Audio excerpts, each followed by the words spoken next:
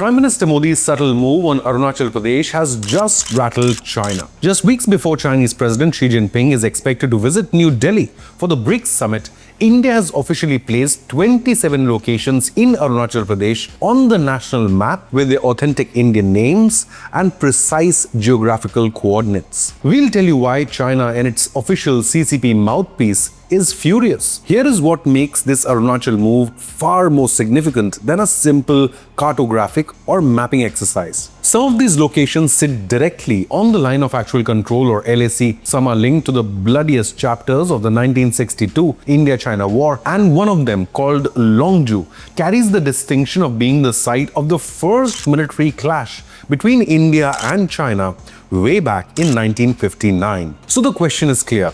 Has India and Modi just sent a bold message to Beijing that Arunachal Pradesh is not negotiable, especially before Xi Jinping sets foot in India in exactly 1 month from now? Let's take a closer look. This will be Chinese President Xi Jinping's first India visit since the 2020 Galwan Valley clashes in Ladakh. Xi Jinping is expected to attend the BRICS Leaders Summit in September, and there is buzz that even President Putin could attend the India Summit. So what is this mapping exercise and why has it happened now?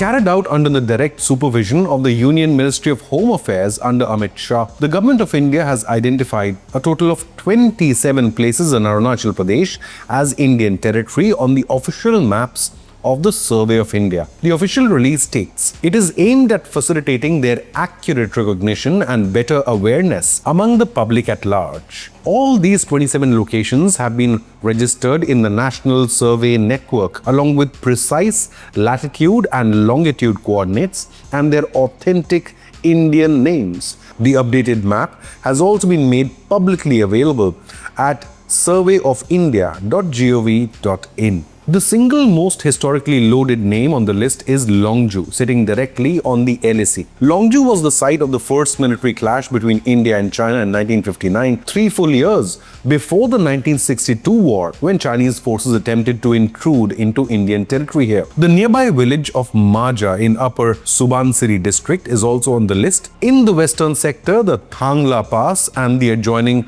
Namka Chu Valley are exact points from which China launched its full-scale offensive in 1962, the opening act of the India-China War. Ultimately, China had to withdraw its troops from Indian territory of Arunachal Pradesh in 1962. 3 other strategic high-altitude passes on the list are Zola, Riza and Pukur, which remain vital today for Indian Army movements, surveillance and patrolling. 2 entries on the list are war memorials, not settlements. Jaswant Garh, en route to Tawang, commemorates Rifleman Jaswant Singh Rawat, who single-handedly held off an entire Chinese detachment for 72 hours in 1962, attaining martyrdom only after neutralizing dozens of Chinese soldiers. He was later decorated with the Mahavir Chakra of India. The Indian Army and local residents revere Jaswant Garh as a sacred temple. Our news report on India-Pakistan tensions was ranking among the top 5 in Google News videos. I am Shobhit Mittal.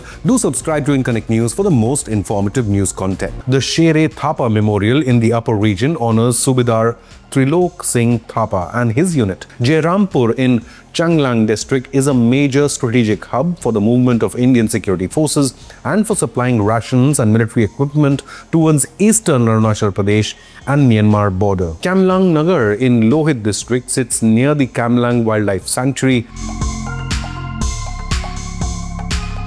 Sanpura is another administrative area given firm recognition. The high-altitude natural lakes like Sambho Sarovar has also been included. Several villages have also been officially named and recognized in the new map. This is seen as a major and historic step on 3 fronts at once: border security, administrative identity, and national sovereignty. Crucially, this is not a routine bureaucratic exercise of entering names on paper. It is a highly fitting and permanent response to China's cartographic aggression or map-based gimmickry. The move gives legal and constitutional strength to the true identity of India's remote border areas and locks in accurate information for Indian citizens, the military, and local administration for the long term. India's response comes just today after the 36th WMCC meeting, or the Working Mechanism for Consultation and Coordination on India-China Border Affairs. Of course, China claims the Indian state of Arunachal Pradesh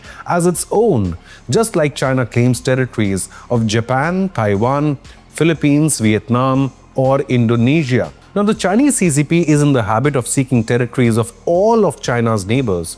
Of course, tomorrow, China might even claim Antarctica as its own territory, or the planet Mars as Chinese territory, simply because it looks red. Justifying its occupation of the ancient nation of Tibet, China further claims India's Arunachal Pradesh as South Tibet. In 2017, CCP released another list of 6 imaginary names for the regions located inside Arunachal, followed by 15 imaginary names in 2021, 11 in 2023, and 30 more in March 2024.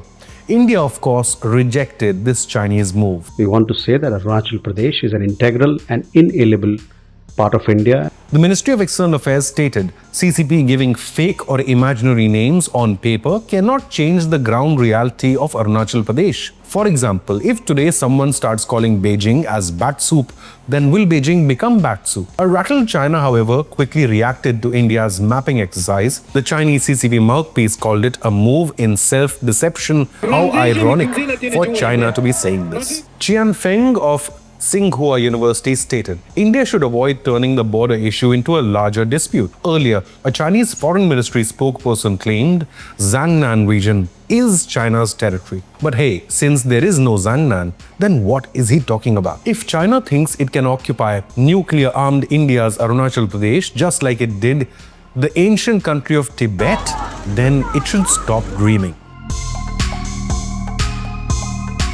India's Ministry of External Affairs rejected the Chinese renaming exercise as vain and preposterous, adding that mischievous attempts by the Chinese side. One must note that India and China were never neighbors in history before the 1950s when Chinese military occupied Tibet. Arunachal Pradesh Chief Minister Pema Khandu said this himself. Officially, yes, Tibet is under China now. That can't be ruled out. But originally, we shared a border with Tibet. Indians and Tibetans have deep historic, cultural and civilizational ties which go back centuries and cross modern borders. In fact, Buddhism originated in India in the 6th century BC and spread to Tibet, where it is still practiced today. The 1914 Shimla Convention, British Government of India and the Government of Tibet jointly agreed on the McMahon Line as the boundary. By then, the Tibetans had expelled the Chinese after the fall of the Qing Empire in 1912. Still, China refused to accept or sign Tibet's border deal with India. The region has since officially functioned as part of India, even though historical claims go back to centuries. Formerly known as the Northeast Frontier Agency, Arunachal Pradesh became a full Indian state in 1987, though the people of Arunachal have voted in Indian elections since the very first general election held in India in 1952.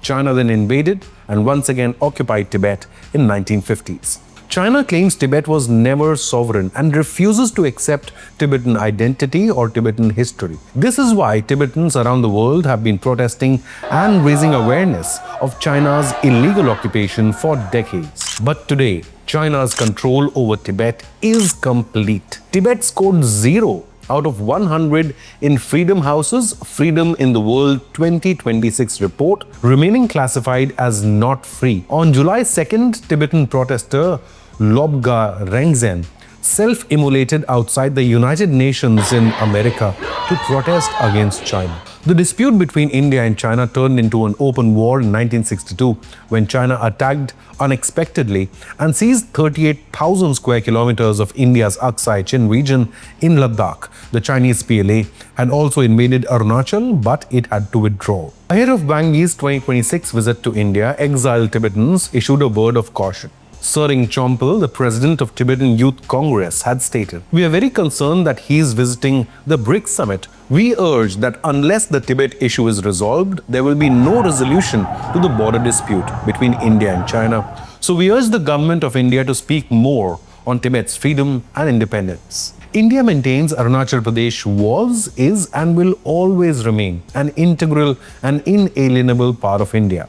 But what do you believe? Will China's expansionist ambitions cause the next major global war? Leave a comment, hit the like button, and subscribe to Inconnect News.